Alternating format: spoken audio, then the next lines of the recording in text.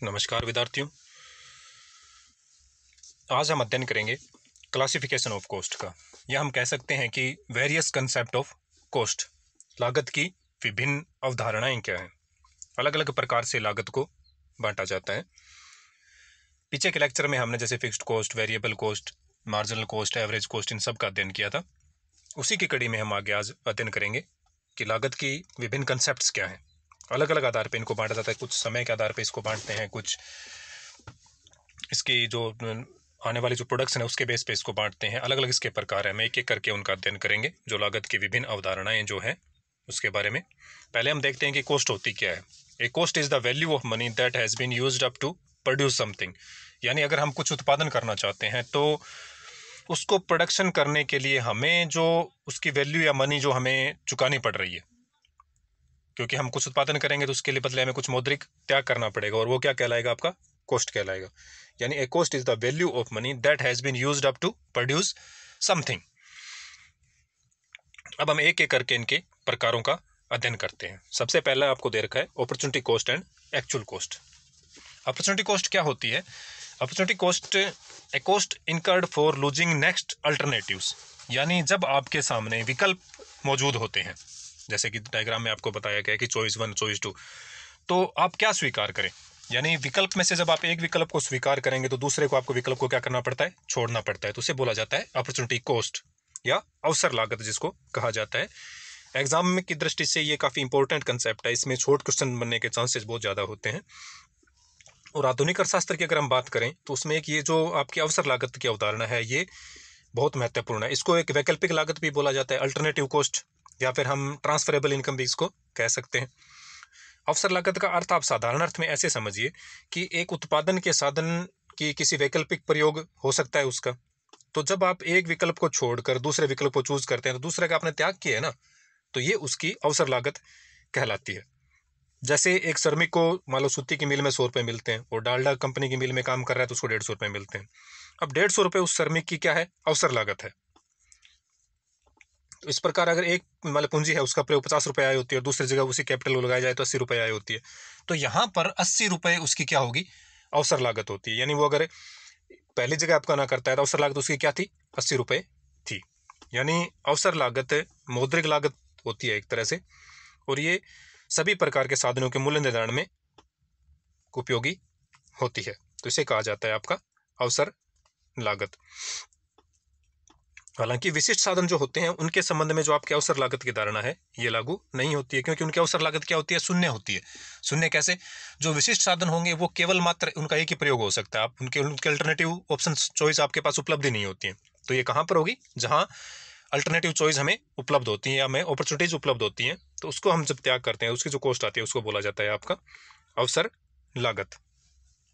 दूसरा आपको दिया गया एक्चुअल कॉस्ट या वास्तविक लागत। एन एक्चुअल अमाउंट पेड और incurred as a oppose to estimate cost और स्टैंडर्ड कॉस्ट। जो वास्तव में आपकी कोई लागत आती है किसी चीज को प्रोड्यूस करने में तो वो उसकी एक्चुअल कॉस्ट कहलाती है। नेक्स्ट आता है आपका explicit cost and implicit cost.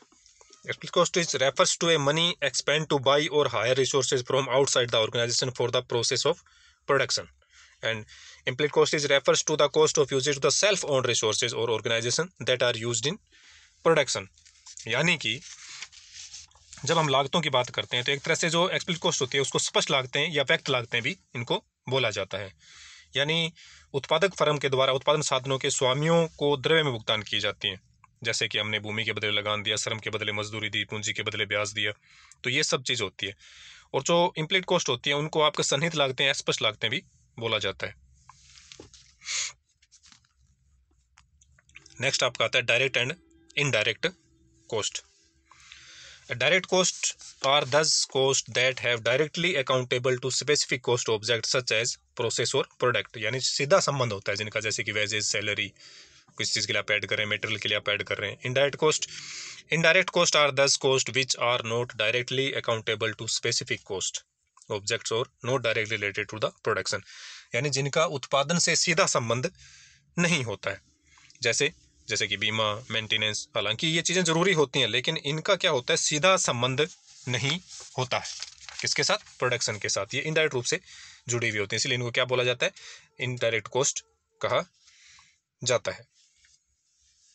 यानी कि प्रत्यक्ष लागतें वो लागत हो गई जो कि वस्तु और सेवा के उत्पादन में प्रत्यक्ष रूप से व्यय हमें करनी पड़ती है, यानी उनको करना हमारे लिए आवश्यक है। अगर हम उनको नहीं करेंगे तो प्रोडक्शन में समस्या उत्पन्न हो जाएगी। जबकि अप्रत्यक्ष लागतें का अभिप्राय उन लागतों से है जो किसी प्रक्रिया या उत्पादन में विशेष के लिए खर्च नहीं की जाकर सामान्य रूप से खर्च की जाती हैं। इसके अंतर्गत जैसे कार्यालय का विज्ञापन हम जोड़ सकते हैं, जैसे विज्ञापन खर्च हो गया, रोशनी का व्यय हो गया, भवन, मशीन, डेप्रिसिएशन, ETC, ये सारी चीज़ें हो जाती है तो इनको इसके अंदर शामिल किया जाता है। तो ये है आपकी direct cost and indirect cost. इसके बाद आपका आता है historical cost and replacement cost. Historical cost refers to the original or actual cost incurred at the time of the assets were acquired, and the replacement cost is the price that an entity would pay to replace an existing assets at current market price that may not be market value of the assets। यानी कि जो ऐतिहासिक लागतें होती है, और दूसरा आपको बताया गया रिप्लेसमेंट कॉस्ट या प्रतिस्थापन की जो आपकी लागतें आ रही है। तो जो ऐतिहासिक लागत जो होती है ये क्या होता है कि जो फर्म के द्वारा क्रय के समय भूतकाल में चुकाई गई थी, यानी जिस टाइम हमने उस मशीन की जो वास्तविक वैल्यू थी या उस टाइम हमने चुकाई थी उसको बोला जाता है हिस्टोरिकल एसेट्स। मोस्टली एक अकाउंटेंट जो होते हैं वो संपत्तियों को अपनी लेखा पुस्तकों में ऐतिहासिक लागत पर ही उनको दिखाते हैं। हालांकि डेप्रिसिएशन वगैरह उनका समायोजन होता है लेकिन उसको दिखाया हिस्टोरिकल वैल्यू के ऊपर ही जाता है। प्रतिस्थापन लागत जो होती है आपकी रिप्लेसमेंट कॉस्ट, ये क्या होता है जैसे पुरानी मशीन वगैरह जो है उसको प्रतिस्थापन करने की जो लागत आती है या जो वर्तमान में उसकी लागत आएगी उसको बोला जाता है रिप्लेसमेंट कॉस्ट। ये हिस्टोरिकल लागत से कम या अधिक हो सकती है। नेक्स्ट आपका आता है फिक्स्ड एंड वेरिएबल कॉस्ट। स्थिर लागत और परिवर्तनशील लागत, ये दोनों ही आपको पीछे के लेक्चर्स के अंदर बहुत अच्छी तरीके से विद डायग्राम आपको इनको समझा दिया गया है। यहाँ आप शॉर्ट के अंदर दोबारा देख लीजिए। Fixed cost is the cost that remains unchanged in respective of the output level or sales revenue such as interest, rent, salaries, ETC वगैरह। यानी ये क्या होती हैं प्रोडक्शन के साथ चेंज नहीं होती हैं, टोटल के रूप में स्थिर रहती हैं। लेकिन अगर पर यूनिट की बात की जाए तो ये चेंज होती है, क्योंकि जैसे जैसे प्रोडक्शन बढ़ेगा ये पर यूनिट क्या हो जाएंगे आपकी कम हो जाएंगे। लेकिन आउटपुट लेवल के हिसाब से ये चेंज नहीं होती हैं, अनचेंज रहती हैं। और variable cost are those cost that vary depending on a company production volume, यानी ये वॉल्यूम के साथ डायरेक्टली रिलेटेड होती हैं। They rise as production increase and fall as production decrease, यानी अगर आप उत्पादन बढ़ाएंगे तो ये लागतें भी आपकी क्या होंगी बढ़ जाएंगी, और अगर आप इनको घटाएंगे तो लागतें भी आपकी क्या हो जाएंगी ये कम हो जाएंगी। तो ये है आपकी fixed cost and variable cost. अब वेरिएबल कॉस्ट जो होती है वो पर यूनिट होती है, तो ये पर यूनिट होती है लेकिन ये टोटल के रूप में तो चेंज होती रहती है जैसे आप प्रोडक्शन बढ़ाएंगे, लेकिन पर यूनिट क्या रहेंगी फिक्स रहेंगी। जबकि फिक्स्ड कॉस्ट आपका क्या होता है पर यूनिट चेंज होगा लेकिन टोटल के रूप में स्थिर रहता है। अब बात करते हैं कुल लागत की, total cost. Total cost is the cost refers to the total expenses incurred in reaching a particular level of output, यानी किसी चीज का आप उत्पादन कर रहे हैं तो उसके लेवल को अचीव करने के लिए, उस आउटपुट के लिए जो टोटल एक्सपेंसेस आप करते हैं वो क्या कहलाता है आपका टोटल कॉस्ट। यानी कि हम कह सकते हैं कि वेरिएबल कॉस्ट और फिक्स्ड कॉस्ट दोनों ही प्रकार की कॉस्ट या समस्त कॉस्ट को अगर हम जोड़ दें तो हमारे पास क्या आता है टोटल कॉस्ट आता है। यहाँ आपको एक फॉर्मूला बताया गया है, TC is equal to TVC plus TFC, यानी कि total cost is equal to total variable cost plus total fixed cost, यानी कुल लागत इज इक्वल टू कुल परिवर्तनशील लागत प्लस कुल स्थिर लागत। ये डायग्राम के द्वारा आपको बताया गया है और ये लेक्चर के अंदर आपको डिटेल से इसका एनालिसिस भी पीछे एक लेक्चर के अंदर आपको समझा दिया गया था। Total cost, average cost and marginal cost. Total cost refers to the money value of the total resources the production would be service by them, यानी total cost is equal to VC plus FC। अब बात करते हैं average cost की। Average cost refers to the cost per unit of output assuming that production of each unit incurs the same total cost, यानी कि औसत लागत आपकी क्या होती है, यानी कुल लागत है उसमें अगर आप अपनी क्वांटिटी का भाग दे देंगे, यूनिट्स का भाग देंगे जो आप प्रोडक्शन कर रहे हैं, तो आपके पास क्या निकल के आएगा एवरेज कॉस्ट। तो एवरेज कॉस्ट का फार्मूला क्या हुआ आपका टोटल कॉस्ट डिवाइडेड बाय आपका आउटपुट या आपकी क्वांटिटी जो आपने यूनिट्स के अंदर की है, तो आपके पास क्या आएगा औसत लागत निकल कर आ जाएगा। अब आपका आता है marginal cost. Marginal cost refers to the additional cost that are incurred when there is an addition to the existing output level of goods and service, यानी एक अतिरिक्त इकाई के उत्पादन में आपकी जो लागत आती है उसको क्या बोला जाता है? सीमांत लागत बोला जाता है। यानी टोटल आउट प्रोडक्शन जो आपका है उसमें आप अगर 1 यूनिट बढ़ाते हैं तो उसकी जो लागत आ रही है वो आपकी सीमांत लागत कहलाती है। The marginal cost is also per unit cost of production. It is the addition made to the total cost by producing one more unit of the output. यानी उत्पादन में अगर आप एक अतिरिक्त इकाई बढ़ाते हैं तो उससे जो कुल लागत में जो चेंज होता है वो आपका क्या कहलाएगा? जो चेंज हो रहा है वो क्या कहलाएगा? आपका मार्जिनल कॉस्ट। फॉर्मूला नीचे आपको दिया गया, marginal cost is equal to total cost minus total cost of n goods minus 1। यानी जितना आप उत्पादन कर रहे हैं और उससे आप एक अतिरिक्त इकाई को बढ़ाने से जो चेंज हुआ है, वो जो चेंज हो रहा है अतिरिक्त इकाई वाला, वो आपका क्या कहलाएगा? मार्जिनल कॉस्ट कहलाएगा। The marginal cost of the unit of output is the total cost of production n units with minus the total cost of production n minus 1 units। तो ये आपका होता है मार्जिनल कॉस्ट या सीमांत लागत जिसको हम कहते हैं।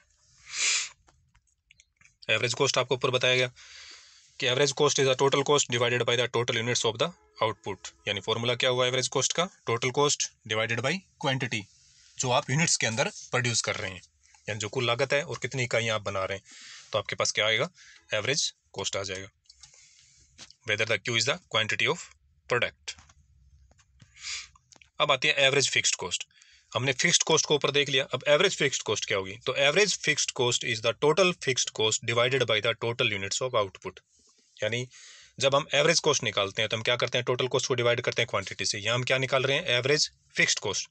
तो जो टोटल फिक्स्ड कॉस्ट आपके पास है उसको आप किससे डिवाइड कर दीजिए? क्वांटिटी से, यानी क्वांटिटी या number of units which R be produced. तो उससे आप डिवाइड करेंगे तो आपके पास क्या आ जाएगा? एवरेज फिक्स्ड कॉस्ट निकल कर आ जाएगा। इसी तरीके से एवरेज वेरिएबल कॉस्ट आप कैसे निकालेंगे? तो जो वेरिएबल कॉस्ट आपकी टोटल होती है उसको आप क्वांटिटी से डिवाइड करेंगे तो आपके पास क्या निकल के आ जाएगा? Average variable cost. यानी average variable cost is the total variable cost divided by the quantity produce. जो आपके पास सवाल के अंदर आपको वेरिएबल कॉस्ट दी गई है, परिवर्तनशील लागत दी गई है टोटल, उसको आप टोटल क्वांटिटी जो प्रोडक्शन आप कर रहे हैं उसे डिवाइड करेंगे तो आपके पास एवरेज वेरिएबल कॉस्ट आ जाएगा। टोटल फिक्स्ड कॉस्ट को अगर आप डिवाइड करेंगे क्वांटिटी से तो आपके पास एवरेज फिक्स्ड कॉस्ट आ जाएगा। टोटल कॉस्ट को अगर आप डिवाइड करेंगे क्वांटिटी से तो आपके पास एवरेज कॉस्ट आ जाएगा। और मार्जिनल कॉस्ट क्या होता है? टोटल प्रोडक्शन में एक अतिरिक्त इकाई के उत्पादन में आपको जो लागत आपकी बढ़ रही है वो आपकी मार्जिनल कॉस्ट कहलाती है। अब बात करते हैं कि इसके यूजेस क्या है, हम इसका अध्ययन कर रहे हैं, इसके फायदे क्या हैं। To find most profitable rate of operation of the firm. यानी अगर हमें लागत का नॉलेज है तो हमारे फर्म के लिए सबसे प्रॉफिटेबल ऑपरेशन कौन सा रहेगा, को सबसे प्रॉफिटेबल या लाभदायक परियोजना कौन सी रहेगी, इसको हम फाइंड आउट कर सकते हैं। To determine in advance the cost of business और ऑपरेशन। अगर हमें लागत का हमने कैलकुलेशन कर लिया तो हम बिजनेस को शुरू करने से पहले ही हम क्या कर सकते हैं? डिटरमाइन कर सकते हैं कि उसकी कॉस्ट लागत हमारे लिए क्या रहने वाली है। To fix the price of the product. हमें हमारे उत्पाद का मूल्य निर्धारण करना है तो इसके लिए हमें लागत का नॉलेज होना बहुत आवश्यक है, क्योंकि अगर हमें लागत का ही सही पता नहीं है तो हम ये नहीं फाइनल कर पाएंगे कि हमें हमारे प्रोडक्ट का प्राइस निर्धारण क्या करना है। अगर हम उसको कम निर्धारित करेंगे तो धीरे धीरे हम घाटे में जाएंगे और हमारी फर्म बंद हो जाएगी। अगर हमने उसका अति मूल्य निर्धारण कर दिया तो वो कंपटीशन के अंदर टिक नहीं पाएगा। तो अगर हमें एक कंपटीटिव प्राइस का फाइनलाइजेशन करना है तो हमें ये अति आवश्यक है कि हमें उस लागत का पता होना चाहिए और लागत के जितने फैक्टर हैं वो कैसे प्रभावित हो इन सब का मालूम होना चाहिए। To decide what sales channel to use, कि हमें सेल्स का कौन सा चैनल और किस लेवल का चैनल हमें यूज़ करना है ये हमें पता चलता है। To have clarity about the various cost concept, और लागत की जो बाकी अवधारणाएं हैं उनको समझने के लिए भी ये क्या है? आवश्यक है। क्योंकि जैसे कि आपकी कॉस्ट अकाउंटिंग एक पूरी बुक होती है, जब आप उसका पूरा सब्जेक्ट का अध्ययन करते हैं तो ये बेसिक चीज़ें आपको वहाँ पर काम आती हैं। तो आज हमने अध्ययन किया लागत की विभिन्न अवधारणाएं। अब जैसे कभी कभी आपसे कुछ ऐसे भी पूछ लिया जाता है कि जैसे द्रव्य लागत क्या होती है, मनी कॉस्ट, तो आप सिंपल बता सकते हैं कि एक उत्पादन करने में जो मौद्रिक व्यय हमें करना पड़ता है तो उसको क्या कहा जाएगा? आपका मौद्रिक लागत कहा जाएगा या मनी कॉस्ट कहा जाएगा। स्पष्ट लागतें आपको बता दिया गया, अस्पष्ट लागतें आपको बता दिया गया। कभी कभी सामान्य लाभ जो होता है उसको भी लागत का पार्ट माना जाता है, क्योंकि फिक्स्ड कॉस्ट हो गया, वेरिएबल कॉस्ट आपकी हो गई या जो अदर कॉस्ट है, तो अब आपको कुछ ना कुछ आपको लाभ तो रखना पड़ेगा ना। आप केवल मात्र जितनी लागत है उतना प्राइस अगर आप निर्धारण करके चलेंगे तो आप बिजनेस में टिक नहीं पाएंगे, क्योंकि एक लाभ ही ऐसी चीज़ होती है जो बिजनेसमैन को बिजनेस की ओर आकर्षित करती है।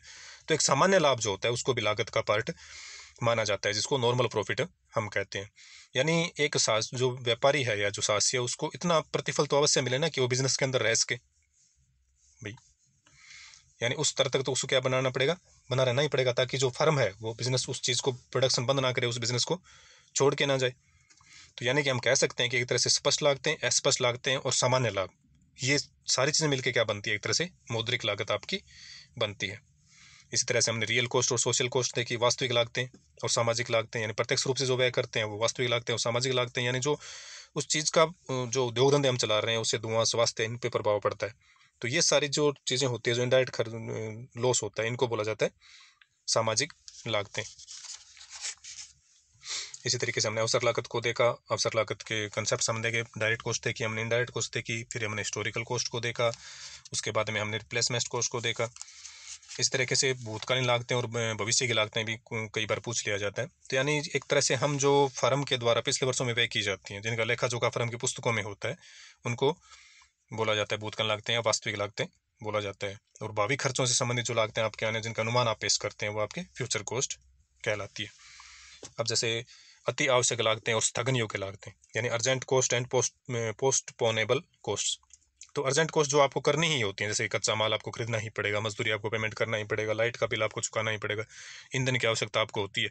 यानी एक उद्योग धंधे को सुचारू रूप से चलाने के लिए कुछ ऐसी लागतें होती है जिनका हमें क्या करना पड़ता है, व्यय करना ही पड़ता है। हम उनको आगे के टाइम के लिए डिले नहीं कर सकते, तो उसको बोला जाता है आपकी अति आवश्यक लागतें। और स्थगन योग्य लागतें या पोस्टपोनेबल कॉस्ट वो होती है जिनको हम कुछ समय तक स्थगित करते हैं, तो हमारे प्रोडक्शन के ऊपर क्या होता है, कोई फर्क नहीं पड़ता है, तो उनको पोस्टपोनेबल या स्थगन योग्य लागतें बोला जाता है। तो ये था आपका क्लासिफिकेशन ऑफ कॉस्ट, और एंड इसकी इंपॉर्टेंस हमारे लिए क्या है, यानी हम इसका जब अध्ययन करते हैं तो उसके हमारे लिए उपयोगिता क्या है। हमने कॉस्ट का क्लासिफिकेशन देख लिया, इनका महत्व देख लिया, और शॉर्ट रन के अंदर हमने पीछे के लेक्चर के अंदर मार्जिनल कॉस्ट और इनका डिस्ट्रीब्यूशन देख लिया था। लॉन्ग रन के अंदर इसका डिस्ट्रीब्यूशन हम नेक्स्ट लेक्चर के अंदर करेंगे। आज के लिए इतना ही। Thank you.